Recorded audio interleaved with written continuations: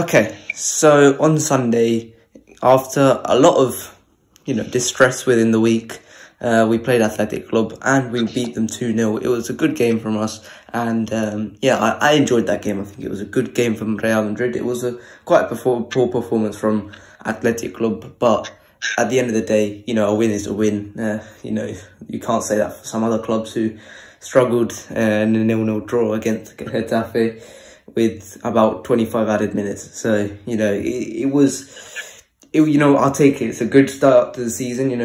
You have to question some of the sustainability about that win, but, it was a good performance. Good players played in that game, and I think we've got to start with one place, and that is Jude Bellingham, because he was the main talking point in and around Madrid after this game, because it was an incredible debut, I thought.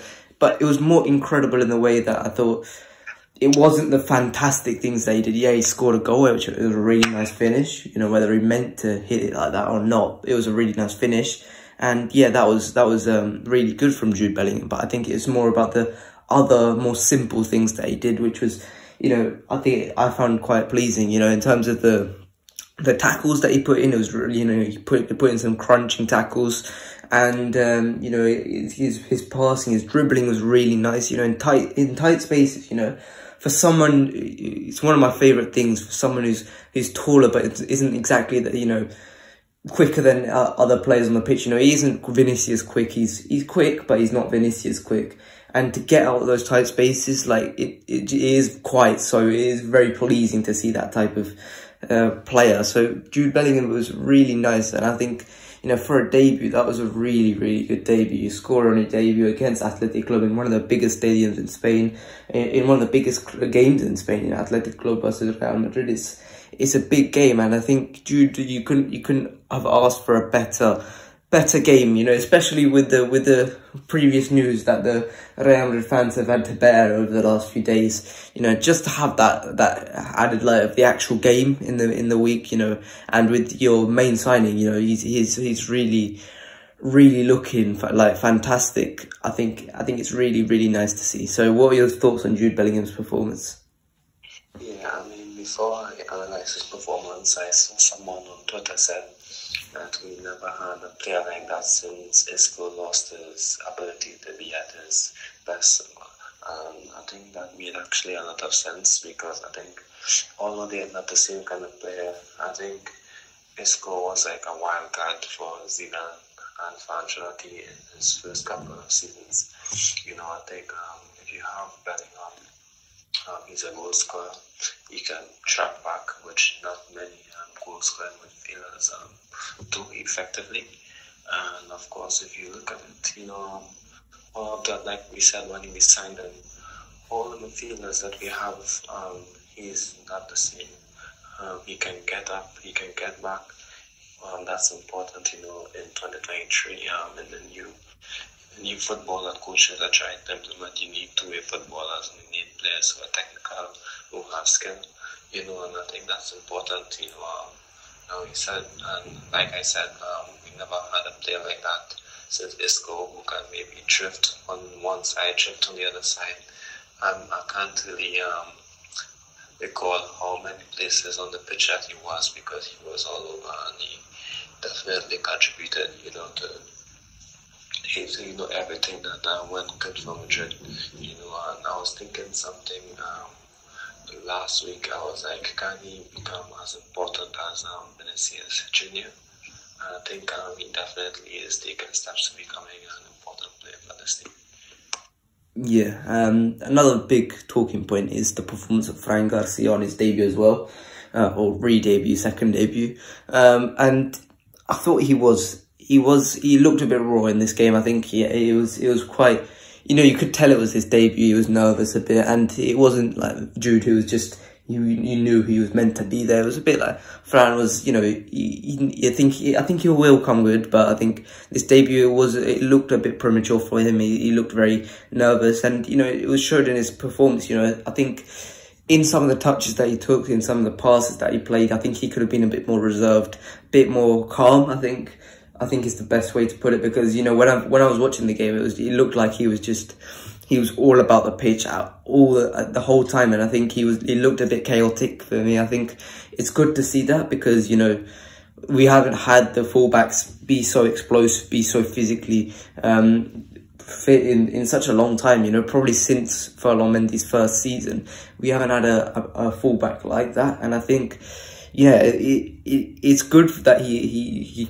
clearly shows these physical tools, this athletic tools that he has. But, you know, maybe I think he still has to be, you know, he still has to consider himself, you know, in terms of his approach going into these games, you know, a little bit more calm, a little bit more reserved with every touch that he plays, you know, be more considered in your approach, you know, coming into this game. But otherwise, I thought, you know, he did create chances. There was that one cross which just went over Rodrigo, just went in front of Rodrigo, sorry. And I think he played a good game, and it wasn't a perfect game, 100%. I think in the first half he was quite poor, but I think he did improve, and I think he did show us signs that he will get better. And I think, yeah, I was, you know, I think it's just because of the debut that he was nervous. So I'll give him a pass on this one. I think it was fine, and especially we got the win, so it didn't really matter his performance in the end. So what were your thoughts on Fran García's performance? Yeah, step by step I have to stick to what you said, because I believe step by step he's going to get better and take steps forward.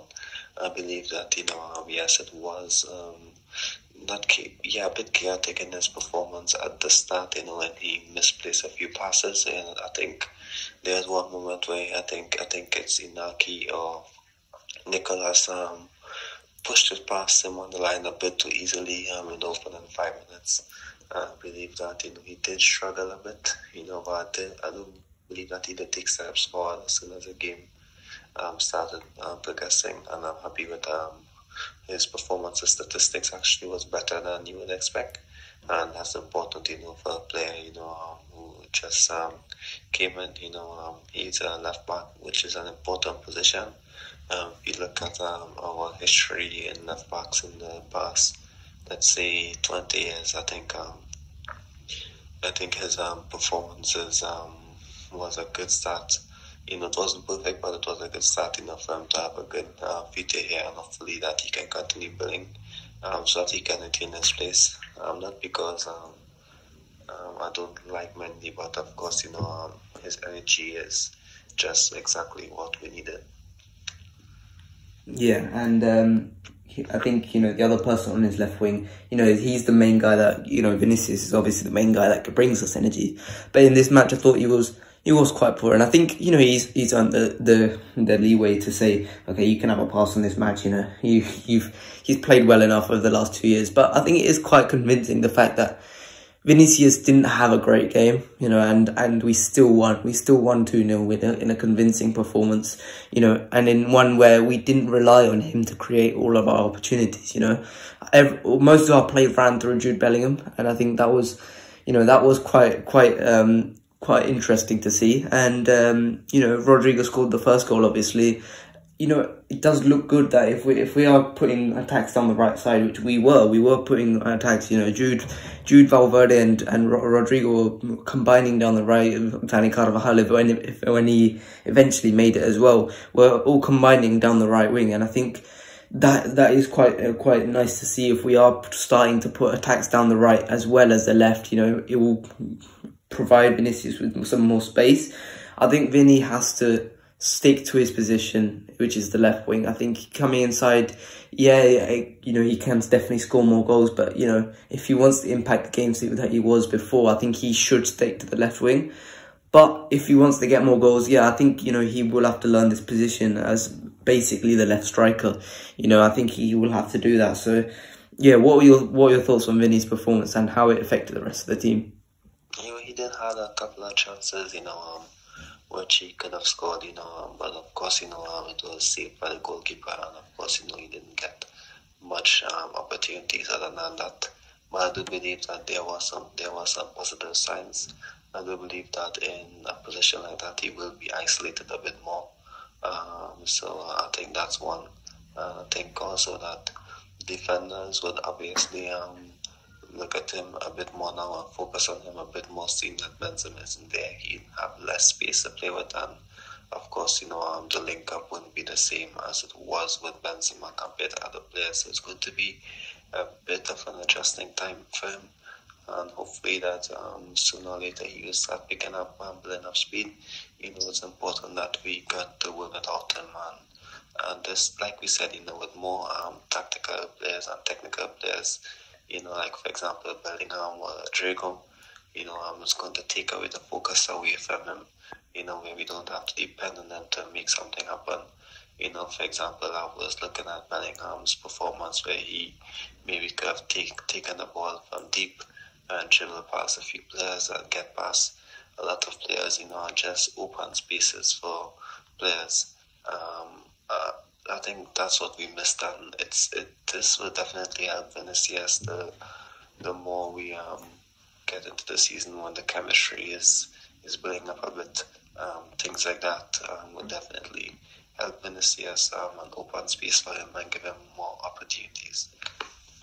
Yeah, I think, in terms of that game, it was a couple of days ago now, so we won't dwell on it too long, but we got to talk about the other stuff as well that came out during the week, because there was a hell of a lot of news, most of it negative news. Well, let's start with the chronological order, and let's go with Courtois, because Courtois obviously got that ACL. I think most of you would have heard that by now. Courtois got an ACL injury. He's probably out for the rest of the season. We're talking about April is the return, projected return. And that's not just that, we haven't counted rehab time either. So that's probably, it's going to be until the end of the season that Courtois is going to be out for. And, by this point, by this recording point, we had signed Kepa as well. So, it was announced yesterday. He was obviously given his presentation yesterday as well.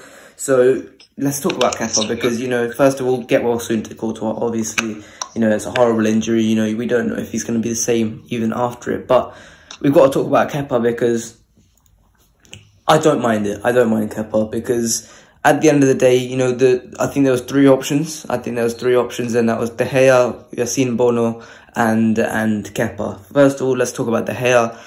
Not good enough with the ball at his feet at the end of the day. There was obviously, I think with De Gea, there's always the possibility that he could still go to that shot-stopping level that he used to be, in terms of 16, 17, around that, age where he was probably the best goalkeeper in the world, one of the best, alongside like Neuer, around that level. And I think De Gea is just not good enough with his feet. I think Courtois has improved himself in that attribute, but I just think the defense would be too inhibited by his lack of ball playing, that I just don't think De Gea can be there. And then Bono, I think Bono would have been my favourite if it wasn't for AFCON. AFCON takes him out for 12 games of the season, and that's just, there's no point signing a new keeper for 20 million and then selling him next summer if he's going to miss 12 games in a season anyway. So for me, I think that was the main sticking point with Bono. So it left us with only Kepa at that point. I think you could have looked at Diogo Costa from Porto, but I think there's no point if Courtois coming next season to sign Diogo Costa.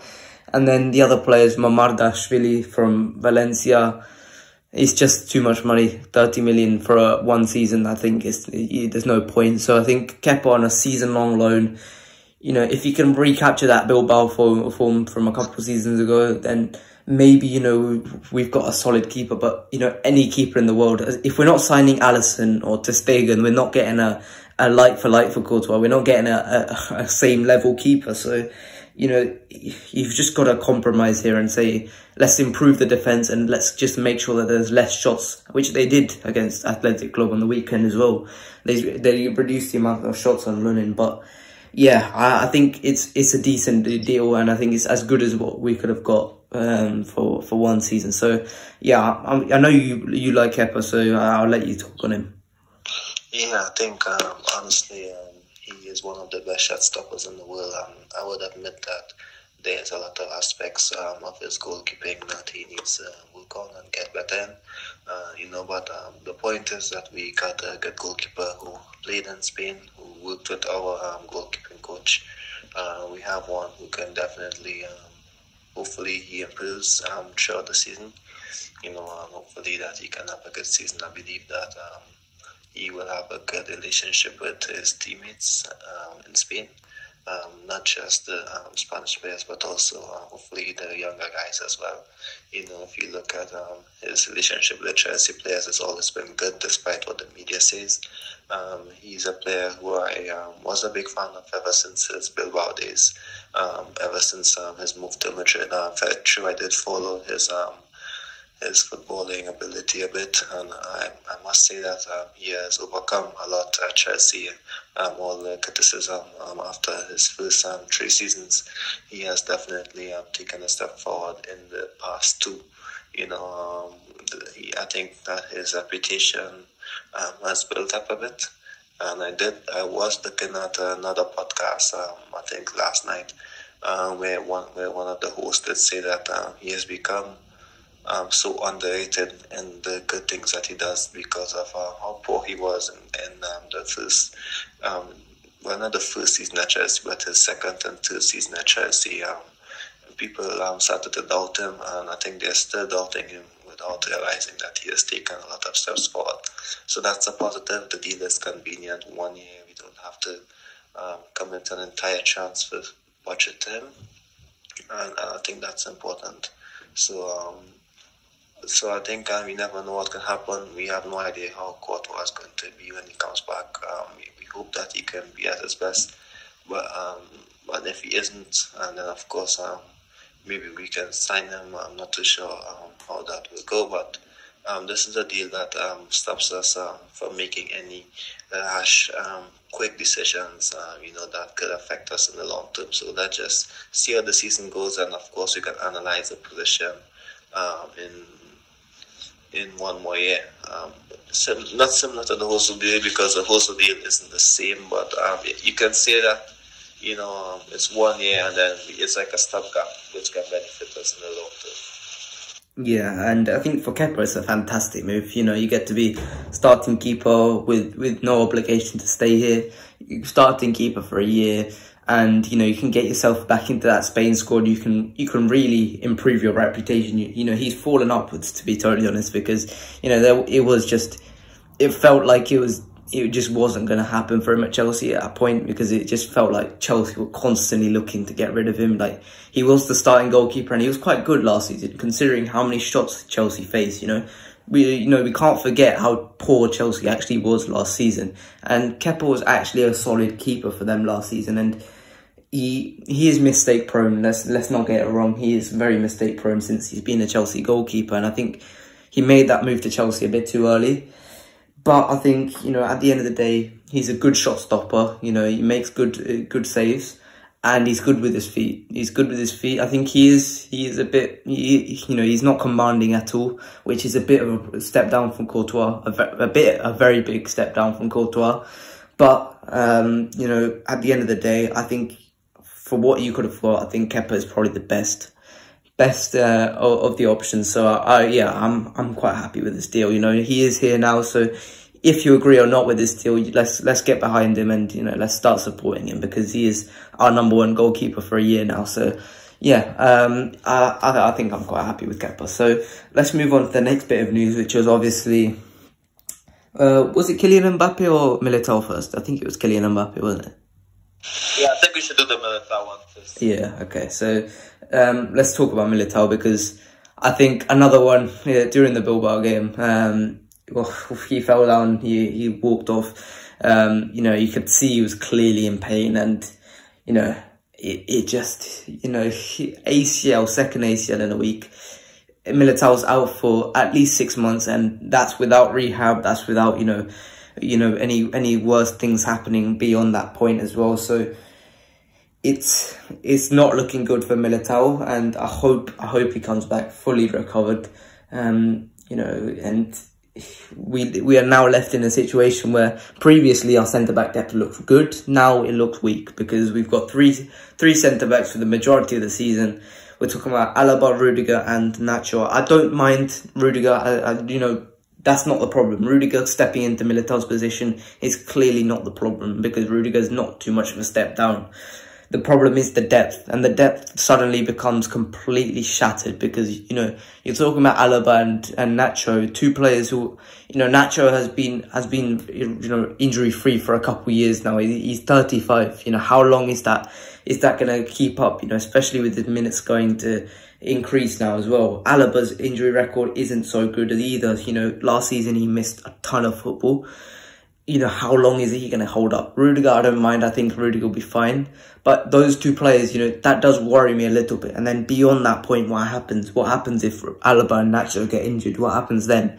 What do we do? We put Ferland Mendy at centre-back. I don't mind that. I think Ferland Mendy can be a good centre-back. Same with Tchouaméni. I think Tchouaméni can be a good centre-back. But, you know, you then have to look into García. And then you're talking about Marvel being put into the first team, and Marvel's a good centre-back. He's a little bit raw. Alvaro Carrillo as well is another one. But again, a little bit raw. So, you know, it does look a bit like we are very, very undercooked in that position suddenly. And, you know, a one-year solution is difficult to come by, to be honest. There's not too many one-year solutions. Obviously, the one that's been discussed is Sergio Ramos, but whether he takes a one-year deal to be the fourth choice centre-back, I'm not too sure. So, yeah, listen, I would love for Sergio Ramos to come back on a one-year deal last season at Real Madrid before he takes a big paycheck in Saudi Arabia. But yeah, I'm not so sure what we do in this situation. What are your thoughts on everything? Yeah, well, I don't think that the option of Sergio Ramos and Pepe, what many people are saying, I think should be valued by Madrid, because I think Nacho should be given the opportunity to step up instead of recalling like one of the legends of the team. You know, I think if you look at it, their body isn't the same as it was. I think as a Madrid defender, so much is demanded of you, and how many come you have to cover, the speed of the counter attacks from your position, you have to take into consideration. I think Alaba, Nacho, Militao, and Rudiger are like the four ideal defenders for that now. After last season, how chaotic it was, you know, with the structure of the team, and they're all taking steps forward and doing better.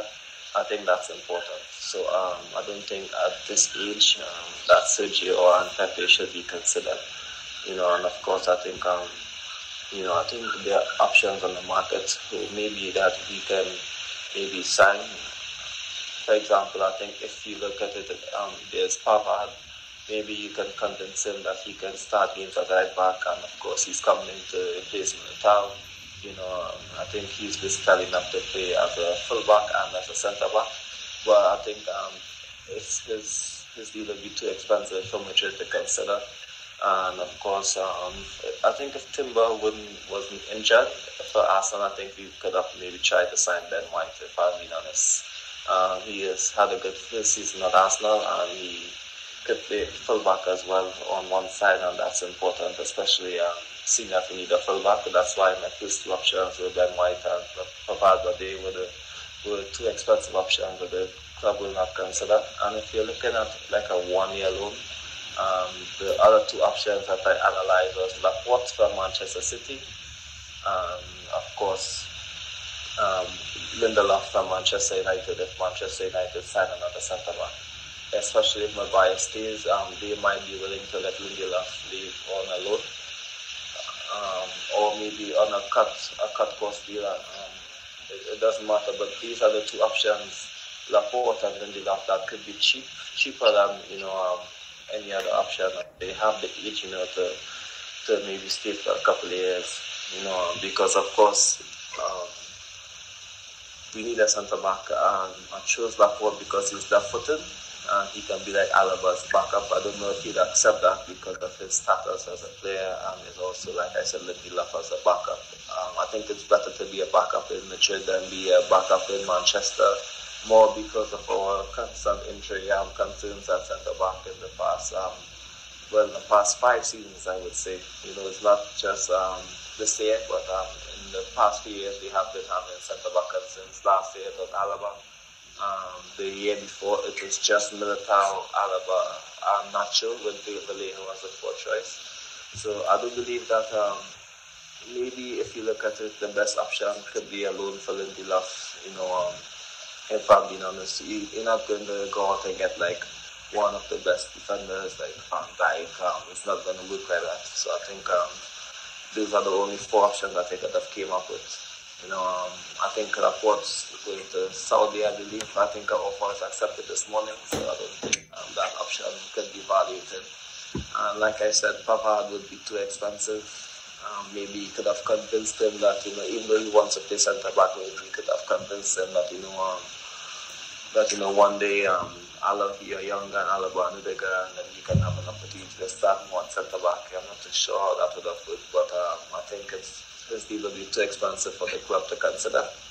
I think White would be expensive. He's English as well. So, like I always say, the best places to go shopping is Manchester City. That's why I said Laporte. There isn't Chelsea love to sell players now. I don't think that there's any Chelsea players who are taking this deal unless it's Thiago Silva. Centre backs I'm talking about. And of course, Manchester United might be willing to let Lindelof leave. Chalobah, Chalobah, I think he's good. I didn't particularly like his performance when he played against us. I think Nacho is better than him.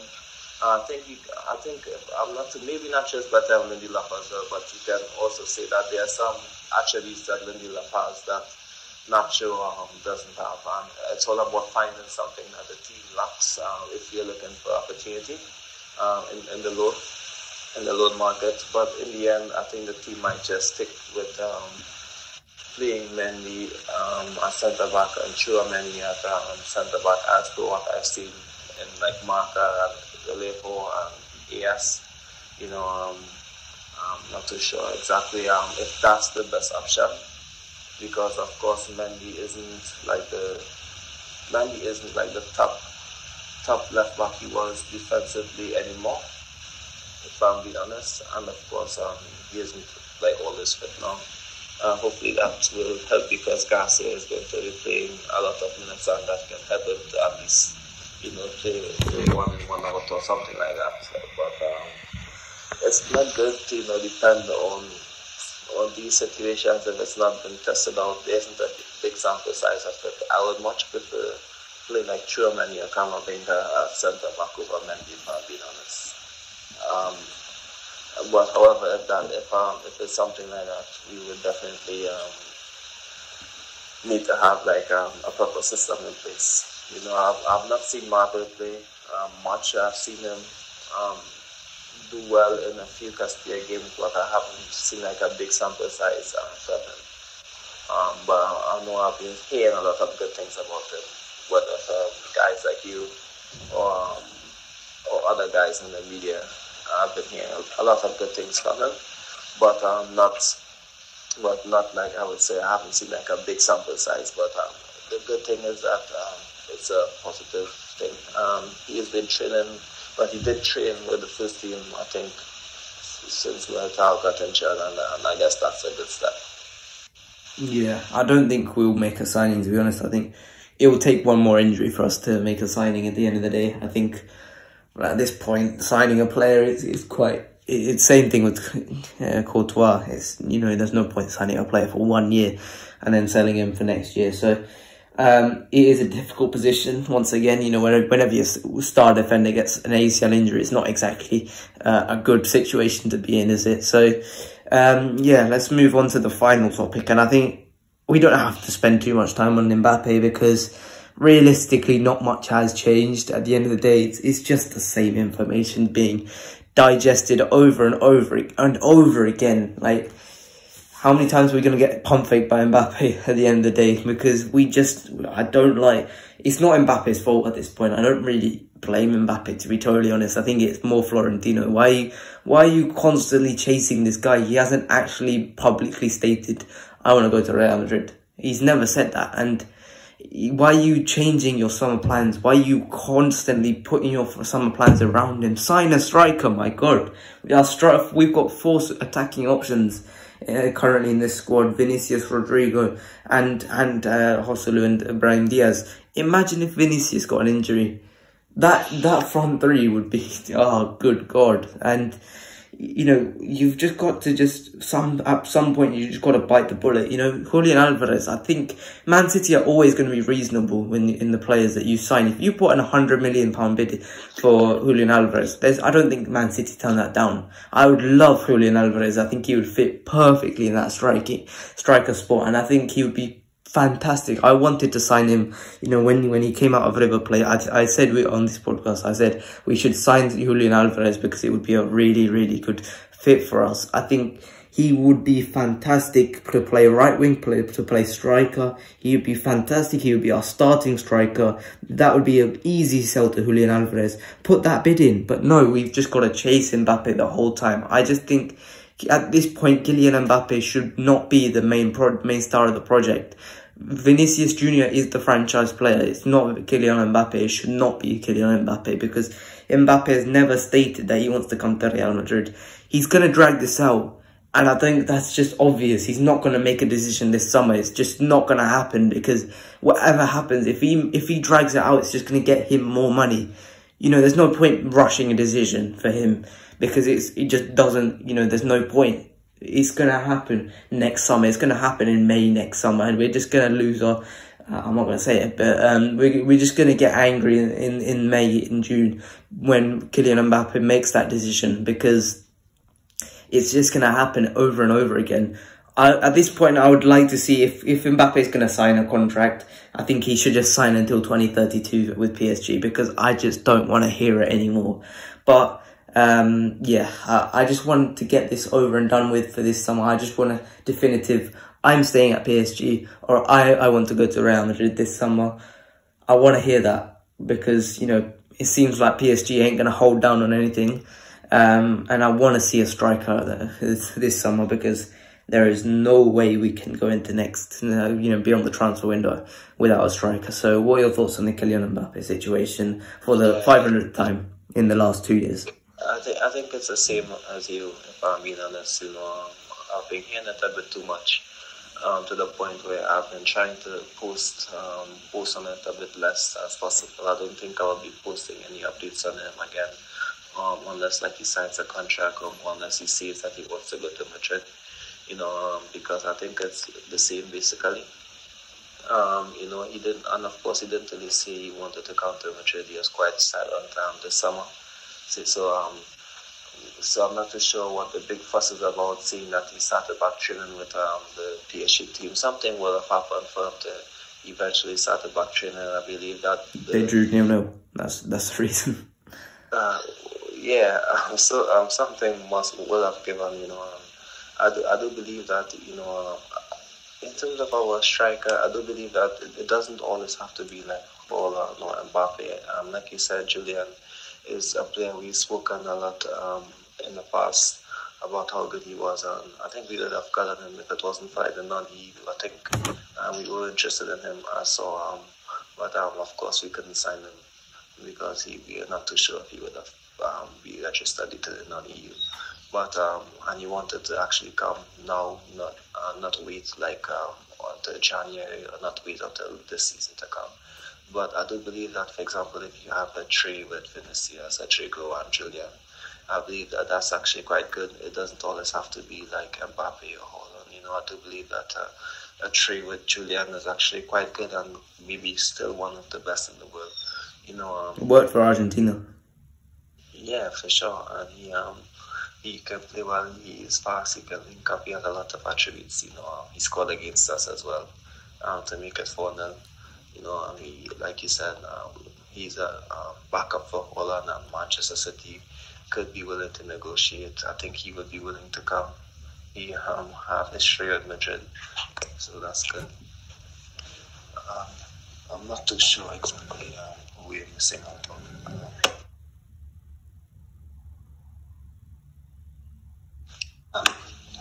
If thinking there are other options, but I am looking to see who are the other options, and I don't think there's anyone reasonable now. If it's Victor Osimhen, I believe he'd be too expensive, and I think that's it. If I'm being honest, I would take Vlahovic on a year-long loan. I think that would be a good signing. Yeah, well, I mean, I think I'm not just saying that he's similar to Hoslu, but I believe that I think I would maybe want like another kind of striker. I'm not too sure what happened to Rodriguez, if maybe Ancelotti lost faith in him, if maybe he wasn't happy with his ability. I'm not too sure. Maybe Ika Bravo could maybe be given an opportunity. He did well for García in the playoff games. He was one of their better players. If you're not signing anyone, the worst thing that we can do is one of the least worst thing we can do is give one of these guys option. I was really disappointed, and it's so disheartening to see that Rodriguez wasn't even called up for the US tour.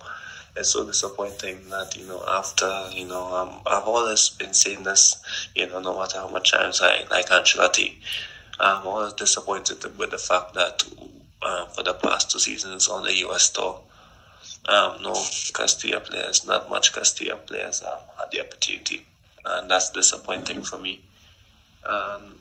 Now, I think it's just about the options that we need. We need the options. Hopefully maybe Adagula can come back, which can make Rodrigo play on the inside. But we need an actual striker. I'm not too sure who's that going to be, because we're not going to spend money on Julian. We're not going to spend money on Osimhen or even Vlahovic. I don't want Lukaku if he's available.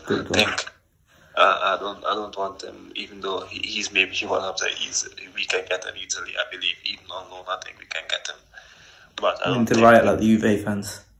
Yeah, I think that would be chaos. I don't think he would be.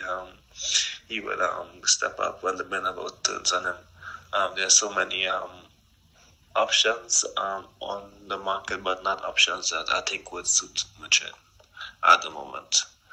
So it's really, I'm not too sure who we're going to get. I think we missed out on all the opportunities because we waited for Mbappé. There's so many marketable options that would have always been there, but I don't think the club wanted it because of like Mbappé or Holland.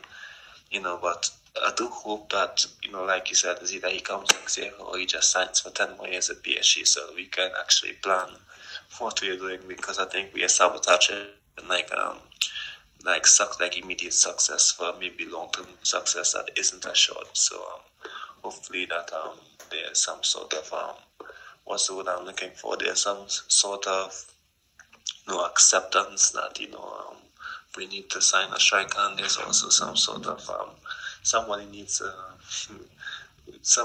to come into our team. It's not like ideal to like constantly depend on like Vinicius and Rodrigo as strikers, because they need like someone like Benzema or just anyone to help them out, because Keane would have been a good option, of course, for set pieces, for goal scoring, for link up, for his ability to score goals, so much things. I'm not even sure what else I can say about it, because you just know that we're going to start the season without adding anyone else.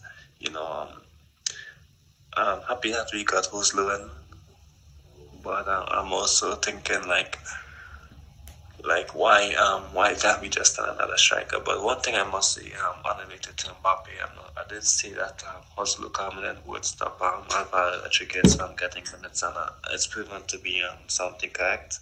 Even though we don't have a striker, Hoslu coming in did kind of impacted Rodriguez playing. I think that's a bit disappointing. Especially if you're playing Hoslu for 8 minutes per game, why don't you just play Rodriguez for 8 minutes a game? He's shown that he can be as effective in limited minutes. That's the thing I was concerned about. Why sign someone, to play them that little when you were just playing the academy guy for that little amount of time anyway.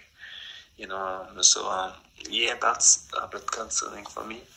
I have nothing against Hoslu. I'm happy he's here. But I also believe that he was playing Rodriguez for limited minutes and he was doing well. Against Sevilla, he came on, he nearly scored. Against Atletico, he came on and scored. Against Osasuna, he came on, he got an assist. He nearly got 2 assists. I'm a bit concerned about that. I'm a bit disappointed about it.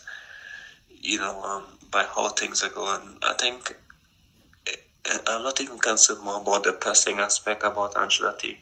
The biggest concern is like the academy guys, and I I think Ancelotti would play Mendy, Camavinga, Tchouaméni at centre back or Carvajal at centre back before he would look to Marvel to play him. I'm not even thinking or getting my hopes up for Marvel to get minutes. I'm 100% certain that he is only going to play one game this season, and that's the first Copa game, where it's against a third division team, and it's just maybe a sub to come on to play left back or something like that. So I'm not getting my hopes up in terms of the Castilla guys getting minutes because they don't have another striker or centre back. I believe that he's going to find another solution.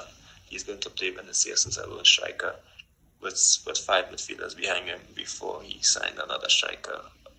Before he used a Castilla guy, in my opinion.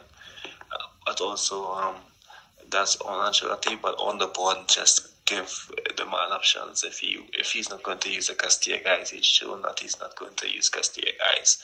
I think it's a bit naive for the board to say that Ancelotti should look to the Castilla guys to play when we don't have a striker or a centre back. That's naive on the board. Although I believe Ancelotti should use them, we know he's not going to use them. I'm sure you know it as much as we say, he's going to look to Castilla for the striker, for the centre-back option. He's certainly not going to do that. That's frustrating, but what's more frustrating that we're not giving the man options if we know what he's going to do. So, yeah. Yeah, and especially in a time where Castilla is, filled to brim with talents.